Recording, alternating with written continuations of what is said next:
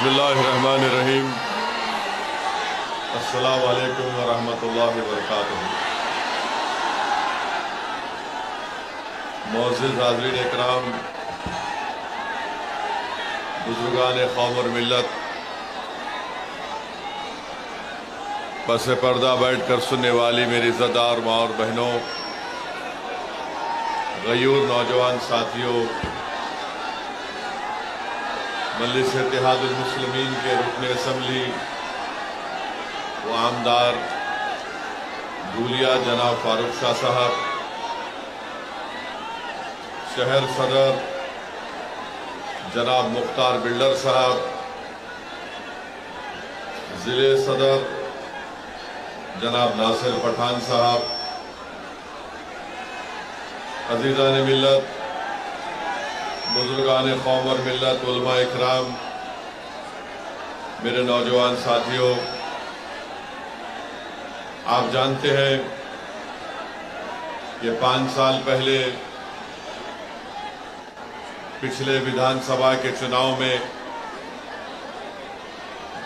आपका इत्तेहाद, आपकी दुआएं, नौजवानों की बेलोस मेहनतें, बुजुर्गों और उलमाए कराम की सरपरस्ती ने जनाब फारूक शाह साहब को धूलिया से आपने अपना आमदार मुंतखब करवाया और 4.5 पौने 5 साल के अरसे में आप देखते हैं कि जनाब फारूक शाह साहब ने अपनी कामयाबी के बाद धूलिया की विधानसभा में जो विकास और तरक्याती काम करवाए,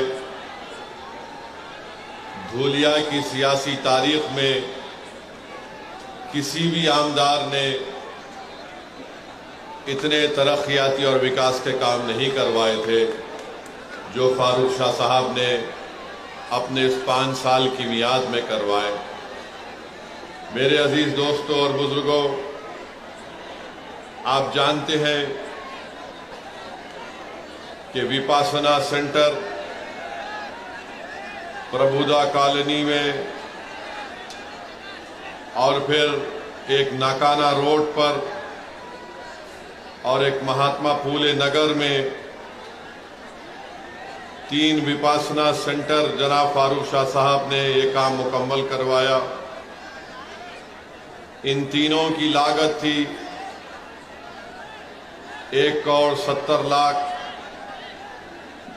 फिर बाबा साहिब अम्बेडकर के मुजस्समे को जो नाकाना रोड पर था उसको सही करवाया 20 लाख की लागत से।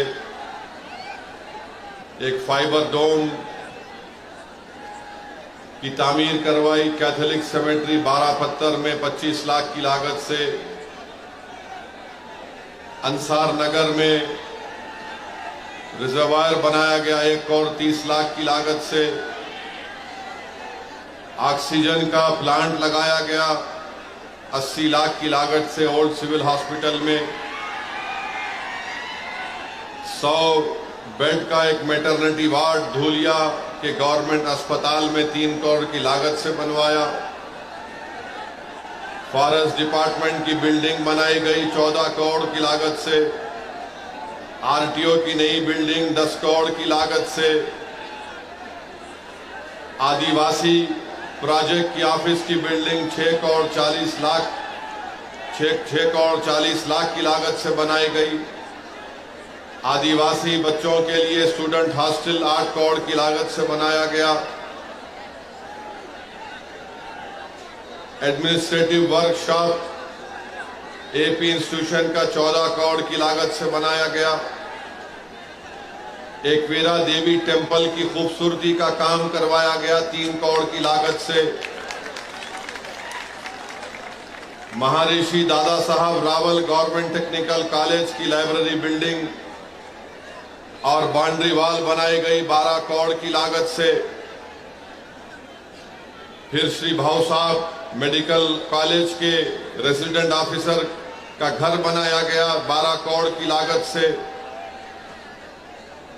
पुलिस हेडक्वार्टर में शहीदों का एक मेमोरियल और रोड बनाई गई 6 करोड़ की लागत से।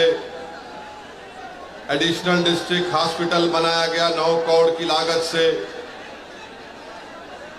फिर धूलिया की जेल को बनाया गया 2 करोड़ की लागत से बिल्डिंग को। फिर मेन एडमिनिस्ट्रेटिव बिल्डिंग करीब 47 करोड़ की लागत से। फिर डिग्री क्लासरूम बनाई गई भाऊ साहब गवर्नमेंट मेडिकल कॉलेज में 7 करोड़ की लागत से। मेडिकल कॉलेज में लाइब्रेरी बनाया गया, पानी की टांकी बनाई गई और पोस्टमार्टम करने की बिल्डिंग करीब 15 करोड़ 30 लाख की लागत से। फायर स्टेशन MIDC धूलिया में बनाया गया 16 करोड़ की लागत से। पानी की सप्लाई MIDC धूलिया में 37 करोड़ की लागत से काम मुकम्मल हुआ। अक़लियतों के इलाकों में कब्रिस्तान जो की दीवार मुगलई कब्रिस्तान है उसको बनाया गया। फिर अंसार नगर का रिजर्वायर बनाया गया। एम्यूजमेंट पार्क सर्वे नंबर 436 में 5 करोड़ की लागत से बनाया गया। बड़ा मोमिन कब्रिस्तान की दीवार बनाई गई 50 लाख की लागत से, 1 करोड़ की लागत से। फिर अनजान शाह दरगाह और कब्रिस्तान में 2 करोड़ की लागत से काम करवाया गया। 40 गांव रोड पर कब्रिस्तान की दीवार 75 लाख से बनाई गई। सीमेंट रोड, वजदाई रोड, कसबवाड़ा मस्जिद आगरा रोड पर 11 करोड़ की लागत से बनाई गई। फिर एक चौरस्ता बनाया गया यूनिटी सर्कल इत्तेहाद के नाम पर 30 लाख की लागत से। फिर कंपाउंड वॉल बनाई गई फकीर समाज पंचमंडल कब्रिस्तान में 30 लाख की लागत से। फिर पानी की सहूलतें दरगाह सोनगीर में बनाई गई। कब्रिस्तान की दीवार और रोड बनाई गई। मुराना पीर नेर में स्ट्रीट लाइट डाली गई। पानी का इंतजाम किया गया। धूलिया सोनगीर जिंदा मदरसा दरगाह के पास तो मुख्तलिफ काम जनाब फारूक शाह साहब ने करोड़ों रुपए के काम पूरे धूलिया में करवाए। अब आपके सामने ये है कि एक शख्स को जो धूलिया की आवाम ने अपना आमदार बनाया, आपके सामने बीजेपी का उम्मीदवार है, आपके सामने उद्धव ठाकरे का उम्मीदवार है और आपके सामने एक और उम्मीदवार है जिसका काम सिर्फ आपके इत्तेहाद को कमजोर करना है। मैं जानना चाहता हूं और मुझे यकीन है कि धूलिया की आवाम जो 5 साल में फारूक शाह ने डेवलपमेंट के काम करवाए, अब बीजेपी के उम्मीदवार के बारे में मुझे कोई बता रहे थे कि वो ये पुकार पुकार कर कह रहा है कि मैं मस्जिदों को ऐसा कर दूंगा। वो पुकार कर कह रहा है कि मुझे इनके वोट की जरूरत नहीं है। क्या क्या अनाप शनाप बीजेपी का कैंडिडेट बक रहा है। फिर उसके बाद जो आप देखें कि शिवसेना उद्धव ठाकरे का कैंडिडेट है, माशाल्लाह वो किसी एक जगह टिकने वाले नहीं है।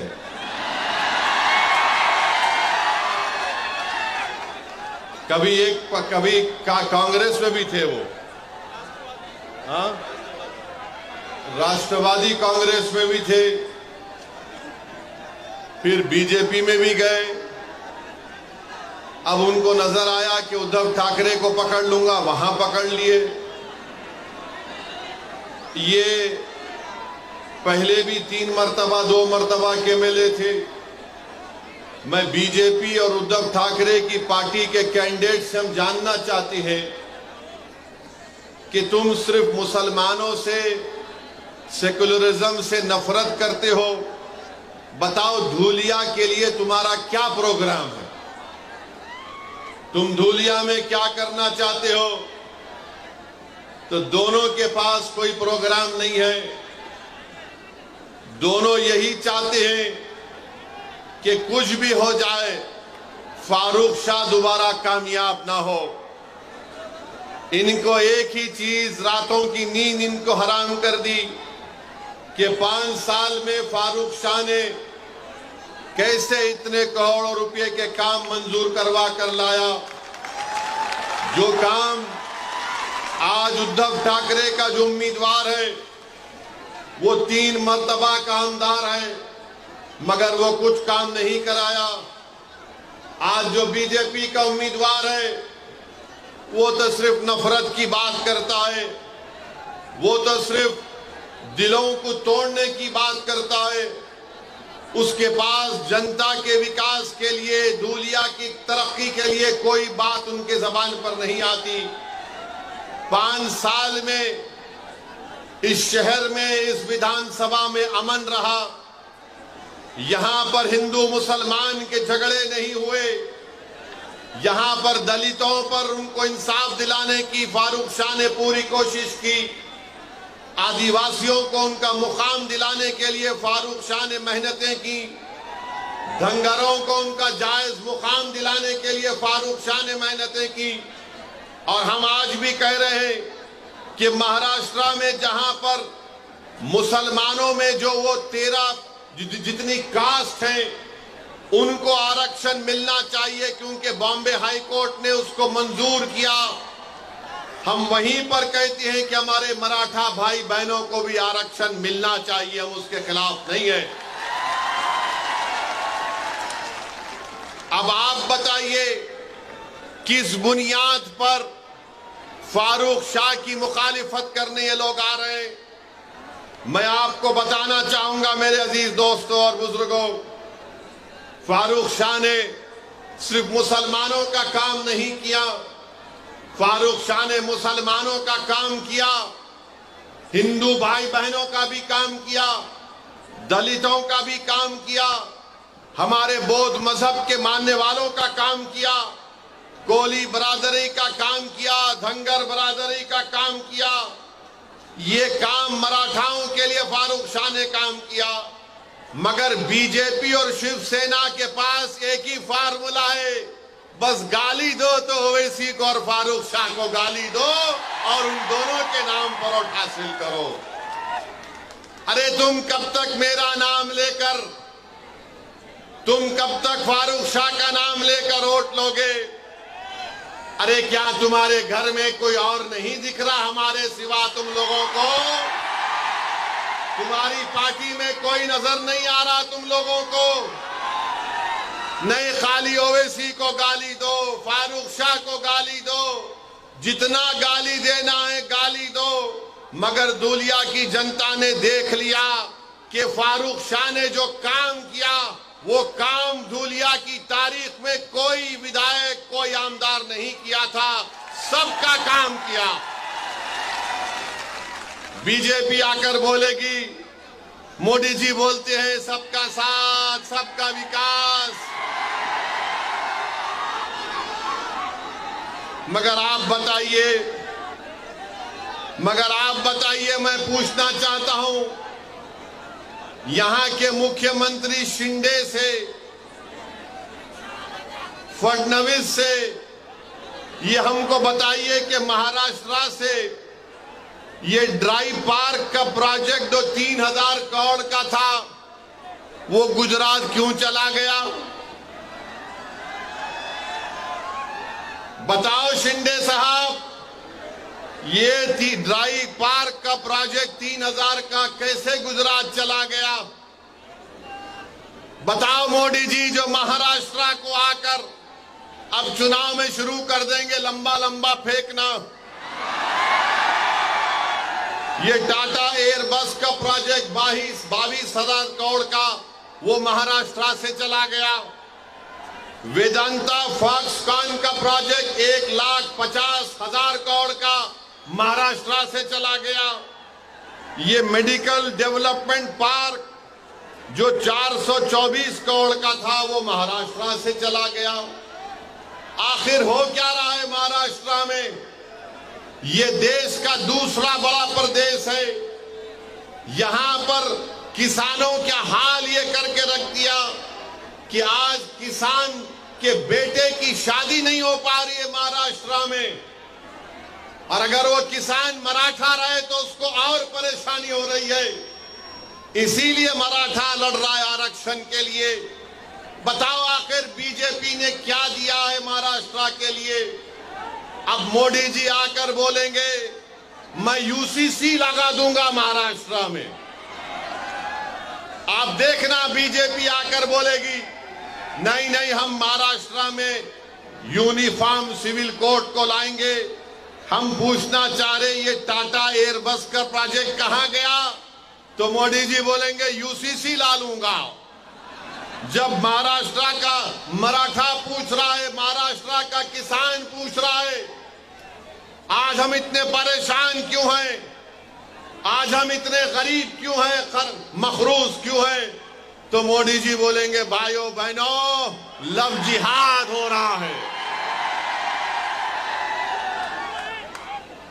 आप बताइए महाराष्ट्र में इतना बड़ा प्रदेश, मगर इसके बारे में बीजेपी के पास कोई प्रोग्राम नहीं है।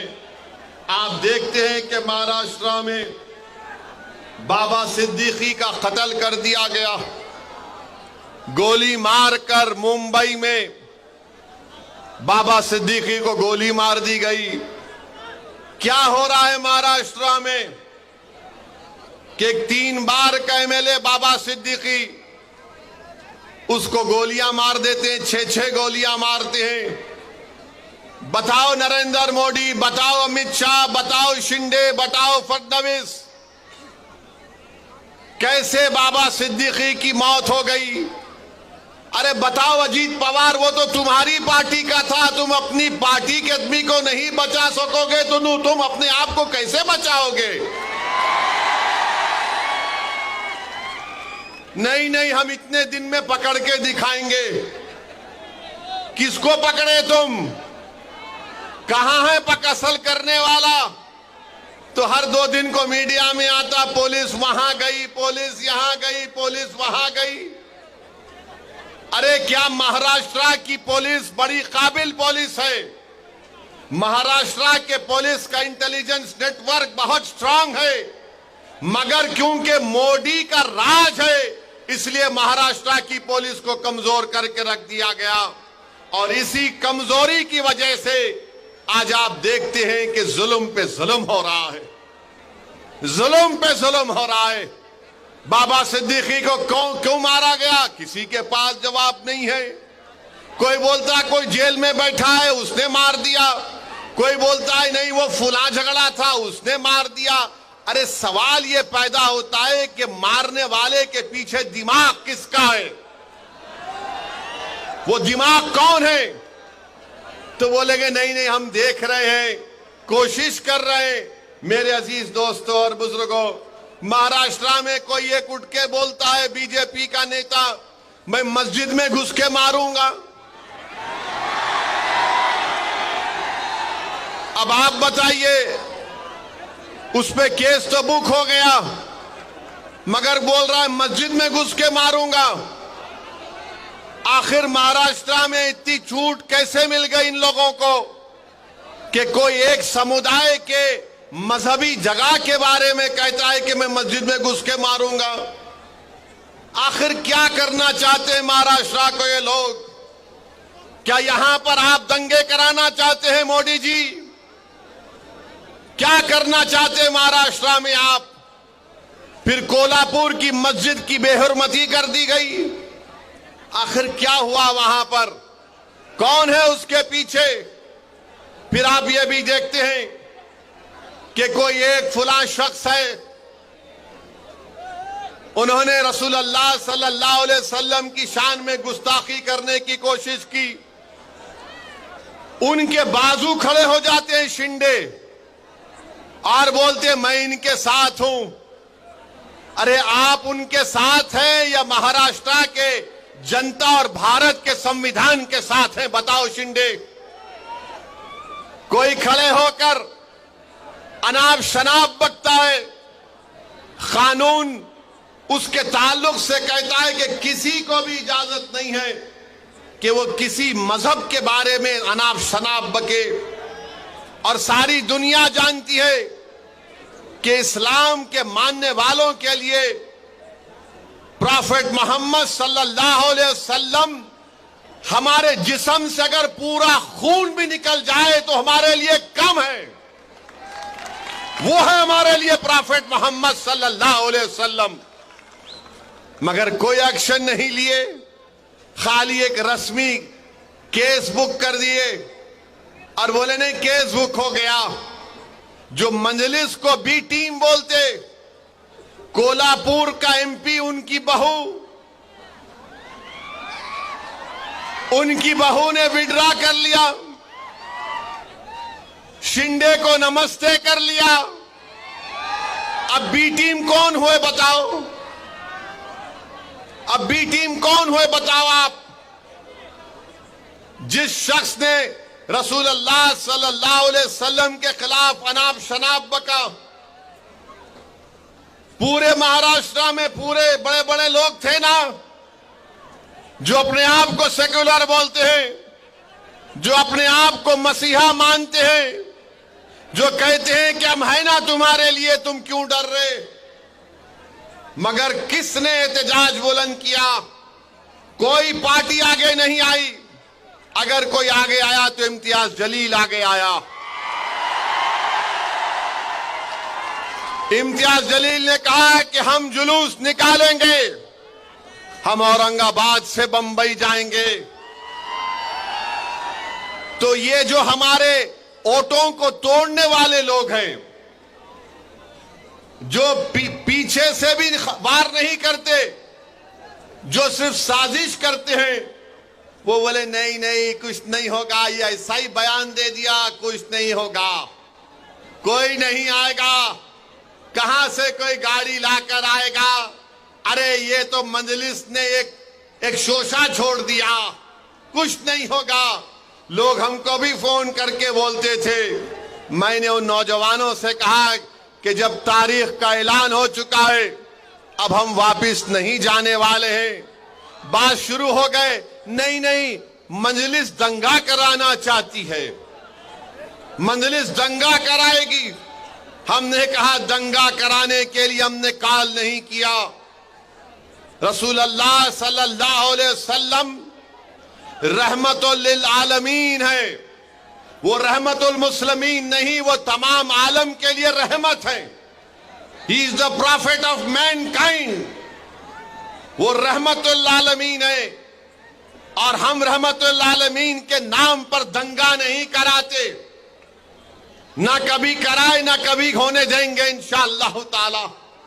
मगर जब इम्तियाज जलील पीछे नहीं हटा, मजलिस पीछे नहीं हटी, और जब औरंगाबाद से काफिला गाड़ियों का निकला तो औरंगाबाद के पुलिस, बड़े बड़े महाराष्ट्र के पुलिस वालों ने इम्तियाज जलील को बोला कि सर क्या करना चाहते हैं आप? तो इम्तियाज जलील ने कहा कि देखो, मैं बंबई जाकर महाराष्ट्र के होम मिनिस्टर को एक मेमोरेंडम देना चाहता हूं कि जिसने ये अनाप शनाप बका उसके खिलाफ कार्रवाई हो। अगर आप मुझे औरंगाबाद में रोक देते तो अमित शाह औरंगाबाद में, मैं उनसे जाके मिलूंगा। तो पुलिस वाले बोले नहीं नहीं आप बंबई चले जाओ, क्योंकि हम एक धूलिया के शाह से तंग हैं। अगर आप भारत के होम मिनिस्टर शाह को तंग करेंगे तो हमको तंग कर देगा वो। तो हमने कहा कि धूलिया का शाह है और शाह रहेगा इंशाअल्लाह ताला। मगर अमित शाह अब महाराष्ट्र में आके चीखा मार मार के बोलेंगे, क्यों ऐसा उंगली उठा के, ऐसा उंगली उठाते। मगर जुलूस गया। मैं सलाम करता हूं आप तमाम को कि 15,000 से ज्यादा गाड़ियां थीं, हम तमाम निकले और महाराष्ट्र की तारीख में आपने एक नई तारीख रकम करवाई। जो लोग मजलिस के बारे में बोलते थे ये रोड पे निकलेंगे तो दंगा होगा, औरंगाबाद से 15,000 गाड़ियों का काफिला गया, मुंबई थाने के पास भिवंडी के पास रोका गया, वहां के कलेक्टर को नुमाइंदगी दी गई। नौजवान बड़े जज्बात में थे और इम्तियाज जलील से कह रहे थे चलो मुंबई चलो। इम्तियाज जलील ने कहा कि नहीं, हमारा मकसद ये था कि हम हमारी नुमाइंदगी, हमारा मेमोरेंडम सरकार को दें और उनको बता दें कि ये हमारा गम और गुस्सा का इजहार करने का तरीका है। हमने अपने गम और गुस्से का इजहार किया और इम्तियाज जलील अगर चाहता तो उन हजारों गाड़ियों को लेकर बंबई जा सकता था, मगर इम्तियाज जलील ने कहा कि मजलिस इत्तेहाद अल मुस्लिमीन की पॉलिसी लोगों को जज्बात में लाकर दंगा कराना है, लॉ एंड ऑर्डर का प्रॉब्लम पैदा करना नहीं है। इम्तियाज जलील अमन से सब लोगों को अपने अपने घर को वापस भिजा दिया। ये मजलिस इत्तेहाद अल मुस्लिमीन है और ये लोग हम पे गालियां देते हैं, अरे मजलिस ऐसी मजलिस वैसी। अरे वक्फ बोर्ड का बिल जब पार्लियामेंट में पेश हुआ तो कहां थे उद्धव ठाकरे के एमपी?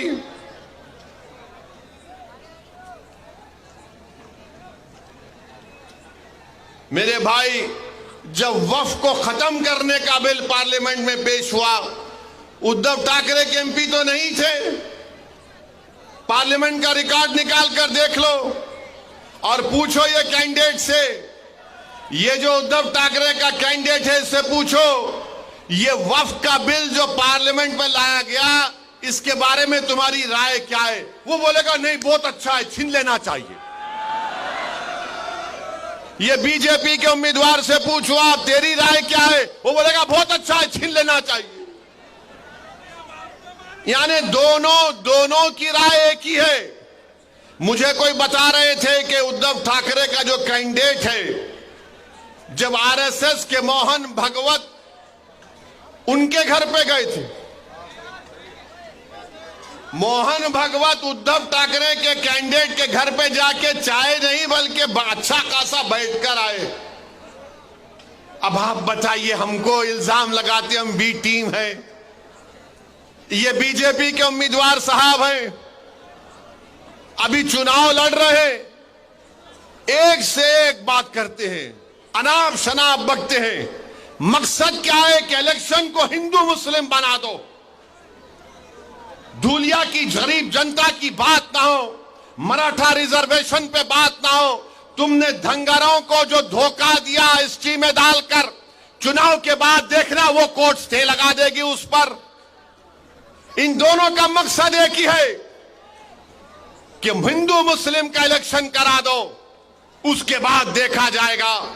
मुझे यकीन है कि यहां की जनता ना बीजेपी को इसमें कामयाब होने देगी, ना उद्धव ठाकरे के कैंडिडेट को इसमें कामयाब होने देगी। चुनाव होगा तो ये काम फारूक शाह ने किया, बताओ तुम क्या करना चाहते हो? हमने ये काम किया, बताओ तुमने 3 बार तुम विधायक बने, तुमने क्या किया? और मुझे बता रहे थे कि उद्धव ठाकरे के कैंडिडेट कैसे बात करते, फारूक साहब ने बड़ा अच्छे तरीके से दिखा दिया। अरे आप अंदाजा लगाइए, कोल्हापुर की मस्जिद में जब बेहरमती की गई तो यहां से निकलकर आमदार साहब फारूक शाह साहब वहां पर गए और फिर यहां पर धूलिया में एक पुरअमन बंद का भी एहतजाज किया गया था। मेरे अजीज दोस्तों और बुजुर्गों, मैं आपको ये बताना चाह रहा हूं कि महाराष्ट्र की विधानसभा में हर समुदाय का एक आमदार है। मराठाओं के भी आमदार है,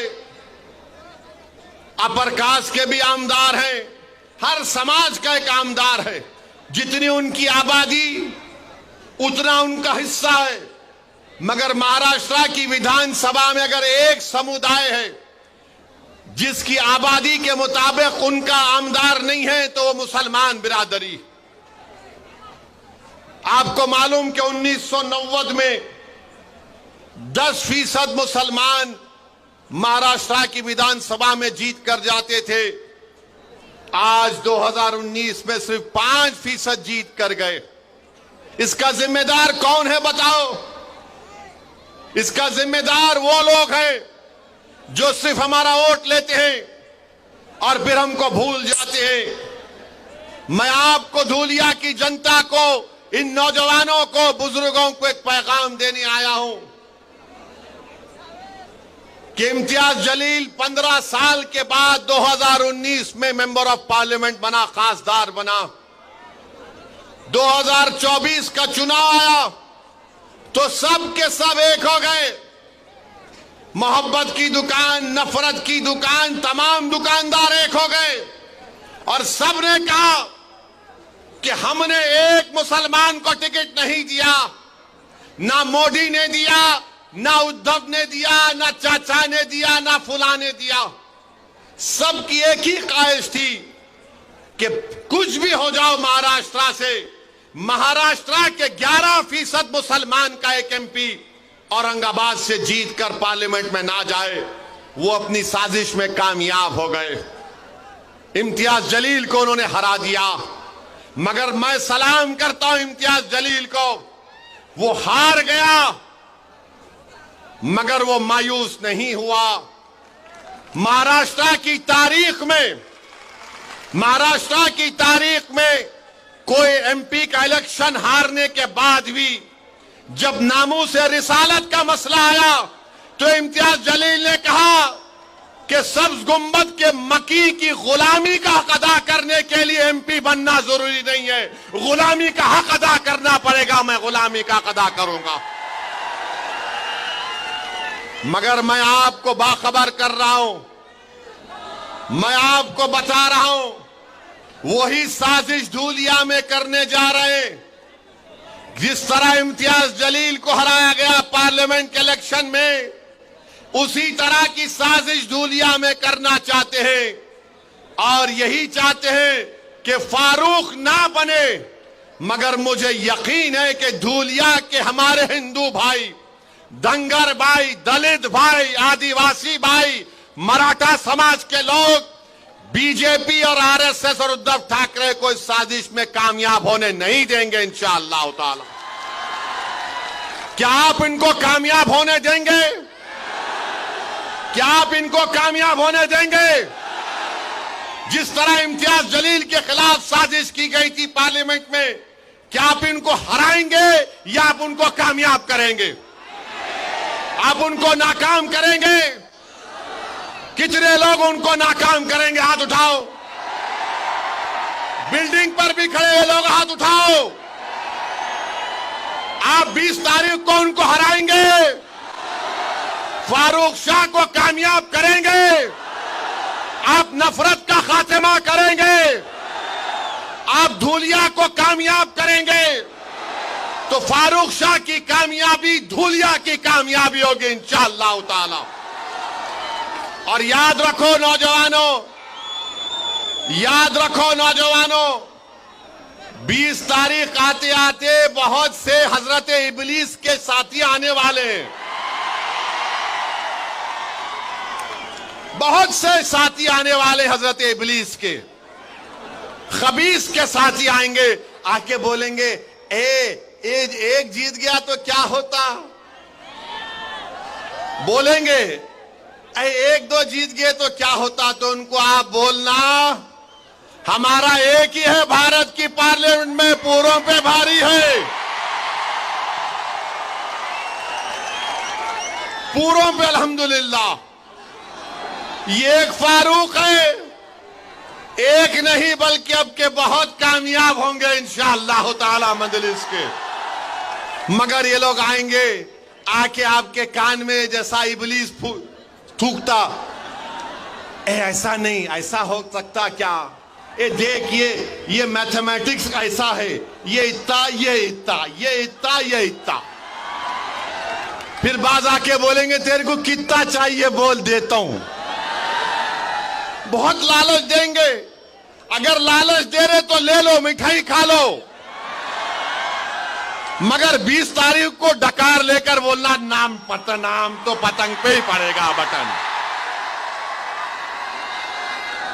कोई बात नहीं, मिठाई खा लो, मीठा खाना अच्छा है, बुरी बात नहीं है।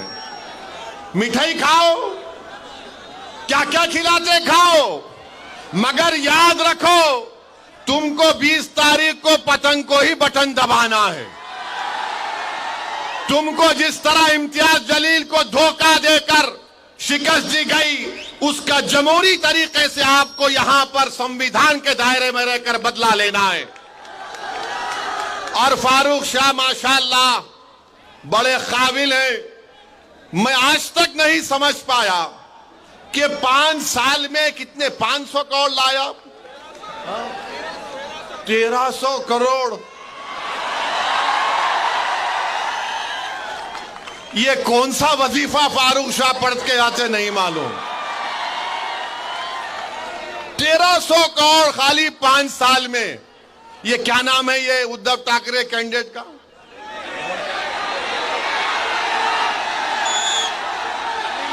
हाँ, अरे गोटे साहब,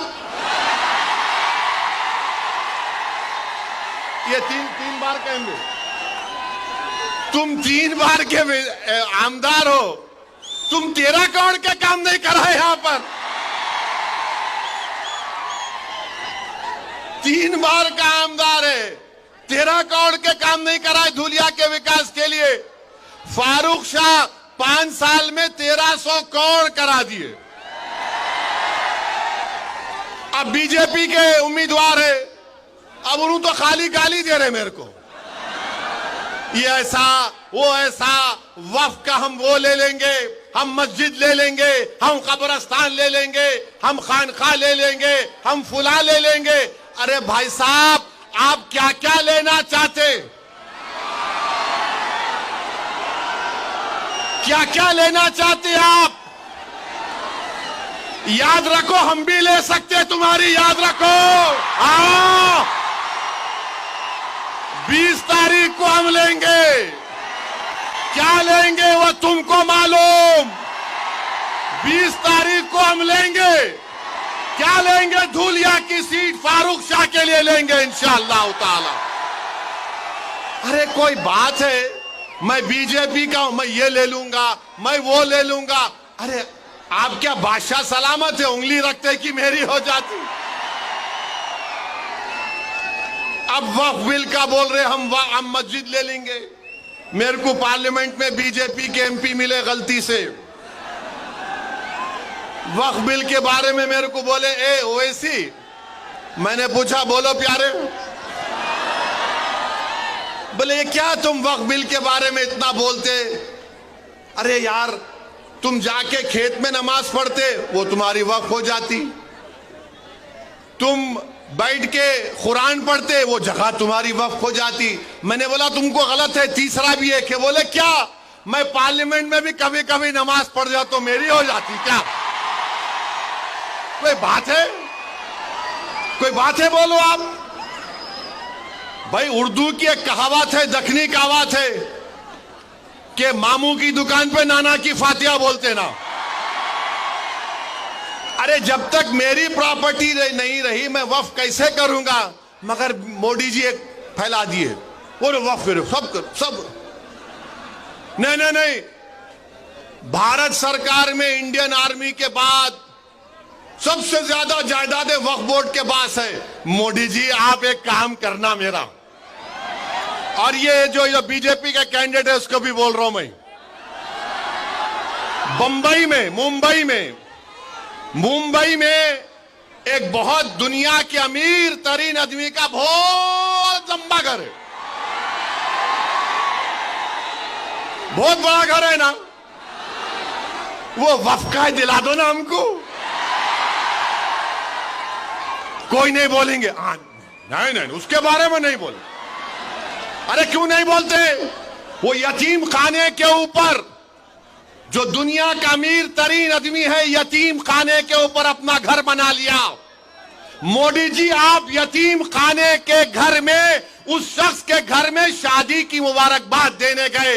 मोदी जी, क्या आपको तकलीफ नहीं हुई? यतीमों के जगह पर जिसने अपना घर बना लिया, आप वहां पर चले गए। जो यतीम खाना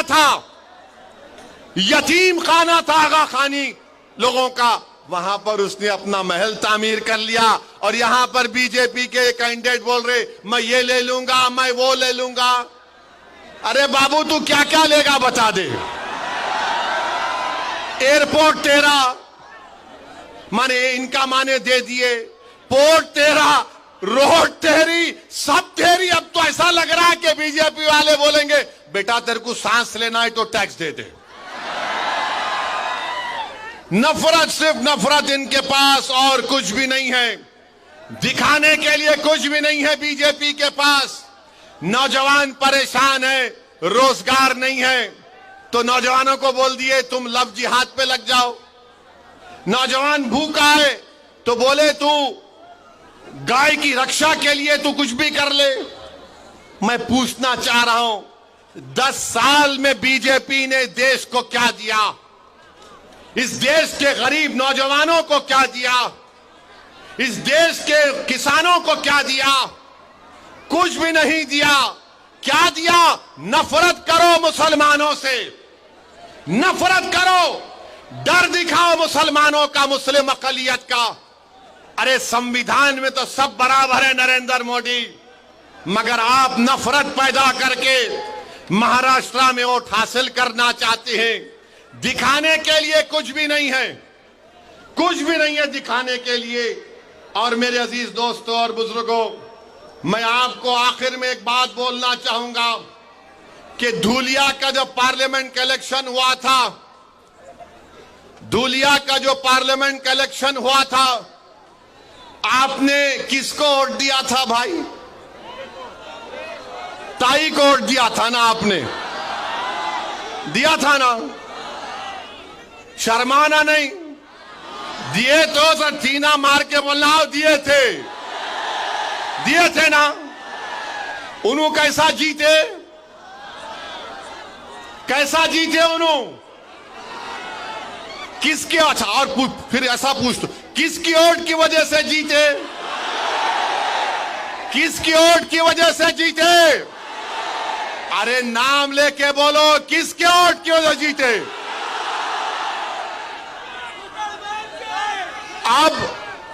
अब आप क्या करेंगे ये विधानसभा के चुनाव में? किसको वोट देंगे? किसको वोट देंगे? क्या किसको वोट देंगे? कौन से निशान पे बटन दबाएंगे? कौन से निशान पे बटन दबाएंगे?